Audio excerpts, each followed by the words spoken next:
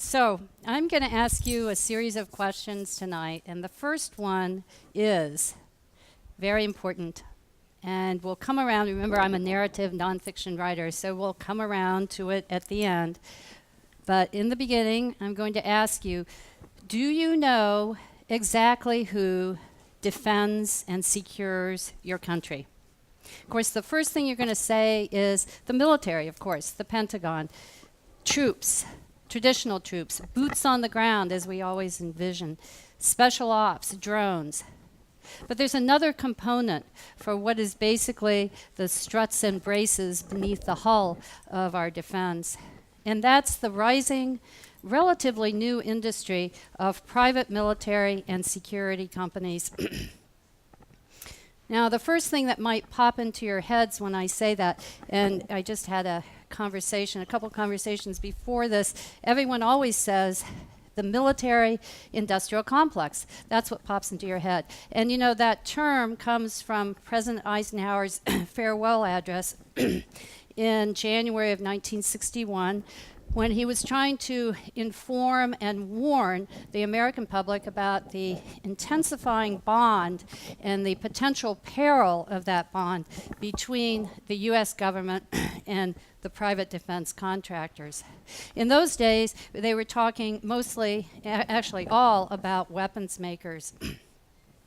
But then we fast forward to 50 or more years, and what we're envisioning now, and what we're seeing now, what we're witnessing, is an immense scope of privatization of defense and security, something that Eisenhower probably could not have imagined.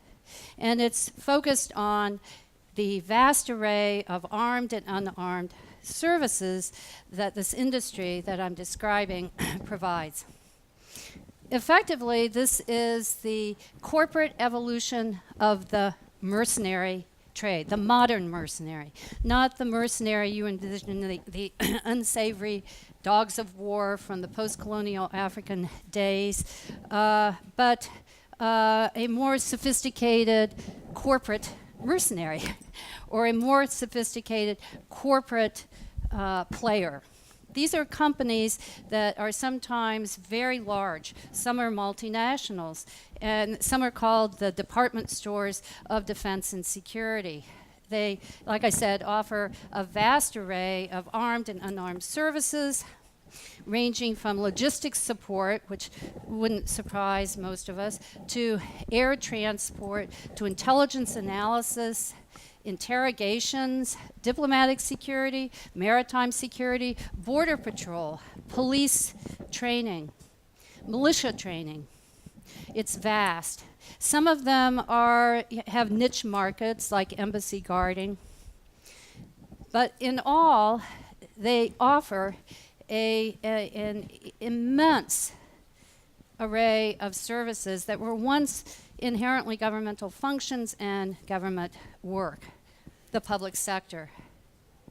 They have international markets. They work for us, they work for other nations, they sometimes work for multinational corporations that are tapping resources in hostile environments. They also work for the UN. The UN just increased its budget by more than 300% in the last few years to contract out to private security contractors.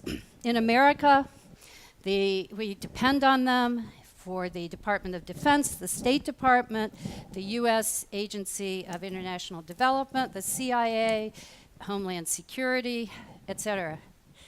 Actually, you know, we depend on them in contingency operations, and then when we withdraw troops from Iraq or from Afghanistan, they stay. In 2010, billions of dollars went out for new contracts to these companies as we prepared to leave Iraq. In fact, in Iraq, between 2009 and 2011, the number of private military contractors exceeded the number of traditional troops. And consistent with that, so did the number of contractor casualties exceed the number of traditional troop casualties. When we left Iraq, there were 9 MIAs. There were 8 MIAs, sorry. 7 out of the 8 were private contractors. In America, when you want to envision our dependence on them, you have to imagine a spear. And at the tip of the spear is your vision, perhaps, in answering my question, the traditional troops, the combat troops. But the whole rest of the spear has been privatized. Imagine the thrust, imagine the strength. A U.S. congressman said last year, when asked about the defense structure, as we were actually considering going back into Iraq, some of the problems in Iraq last year, he said there's one very strong given, and that is that we can't go to war without contractors, and we can't go to peace without contractors. Did you know, for example, there are so many different levels of this, and I want you to connect as much as you can tonight to the expanse and the vastness. Did you know, for example, that for about every U.S. contract, there are layers and layers of subcontractors? And those subcontractors are sometimes from other countries. In Iraq and Afghanistan, only 20% of our contractors were U.S. nationals. One of our big issues, of course, is accountability and oversight and controlling this vast new component of our defense structure. But with subcontractors, that is sometimes difficult. Do you know that in Afghanistan in 2009, for example, there was an attack on a U.S. combat outpost, and the subcontractors, who were local subcontractors, fled. In the government report, it says they were found huddled under their beds in their barracks. Another instance reported by the Senate Armed Services Committee about 2 years ago was that there were some subcontractors who actually were part of the Taliban and had strong connections to the Taliban. Then we have subcontractors in Benghazi. The guards around the perimeter and at the entrance of the consulate on the day that the ambassador was killed were subcontracted from a U.S. contractor in Libya. The ultimate question, or the big question, is whether or not these companies are temporary solutions to a conflict-ridden world, the necessity of our having a presence in so many places. There are some people who say we couldn't have been in Iraq and Afghanistan at the same time without these companies. We now have a new military command in Africa starting in October 2008 called AFRICOM. Could we be doing that without them? How essential are they to our foreign policy at this point? Are they temporary solutions? Or are they a permanent part of the global security environment? You need to be finding that out. Your generation, you need to be asking the questions. Who are they? Who trains them? Where do they come from? What are they getting paid? Who vets them? The ultimate question, the really big question, is why should we care? Now, I get that question all the time. Why should we care? Why not just let a bunch of companies do our dirty work? You know, there are some people who are saying we should just gather these companies together and have them fight ISIS. That all the alliances, groups of countries should do that. Why not just let the companies do our dirty work? They're on-call companies. They are their strengths from the point of view of proponents are that they're efficient, they're cost beneficial. You don't have to pay their salaries. They do a job. The company pays their salaries. You hire the company. You contract the company to do the job. The job is over. They're gone. No benefits, no pensions. Great. But there are long-term costs, and there are human costs, and there are psychological costs, especially in a democracy. We live in a democracy. We need to ask questions. We need to know who's defending us and who's securing us. We can't turn our backs. Think of why Eisenhower warned us. Because the corporate structure, because the private sector could have an influence, of course, with fancy Washington lobbyists, high-powered lobbyists, savvy boards of directors, which all these companies have. And so the foreign policy could be influenced. When does the tail wag the dog? You have to ask those questions. You don't have to necessarily take a stand for or against them. You just have to force them to be visible so that the questions in a democracy can be asked. What about the fact that these companies make a living off of conflict, fear, and anxiety? Think about that for a second. And then think about the power of the allegiance to nation. Working for something that you believe in. Not just working for something you get paid for. There is a difference. And all of us, all of you at this stage in life, me when I was here, at your stage in life, we wanted to find passions, callings. Because when we're passionate about something, it works. It happens. It becomes important. It isn't artificial. It's authentic. When the citizens of a nation turn their back on the job of the defense of the nation, we disconnect. We live in a democracy.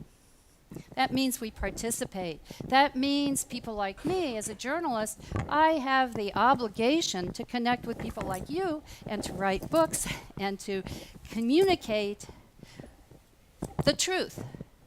And then, not take a side, but communicate the truth. And then you, as the citizens of a democracy, or all of us, must debate it, must discuss it, must investigate it more.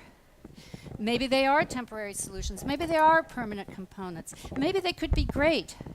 They did help to end piracy and to diminish terrorism at sea through the shipping industry deciding to hire them. There are instances of success. There are instances of individuals who are good at what they do, of course, but in these companies.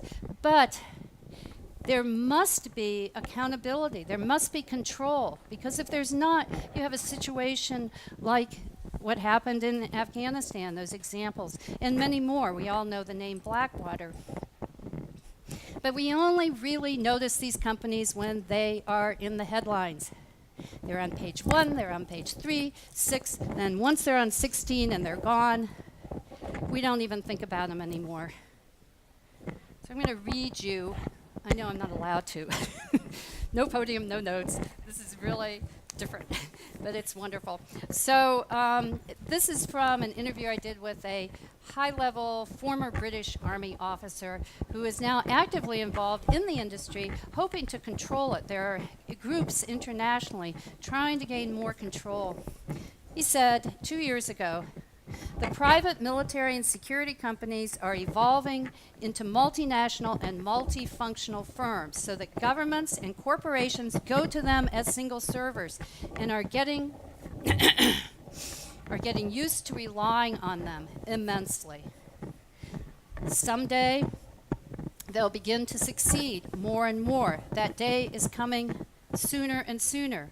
And what seems hidden now will simply be integrated so that future generations will never know the difference. Traditional militaries will become smaller and smaller, and the industry will continue to grow." Almost sounds like science fiction. Almost sounds like a Frederick Forsyth novel. It almost sounds like something that can't be true. The sort of invasion of the modern mercenary trade, but it's happening. And this transition is happening right before our eyes, and it's up to all of us to ask the question that I began with, which is, who is Exactly who is defending and securing our nation.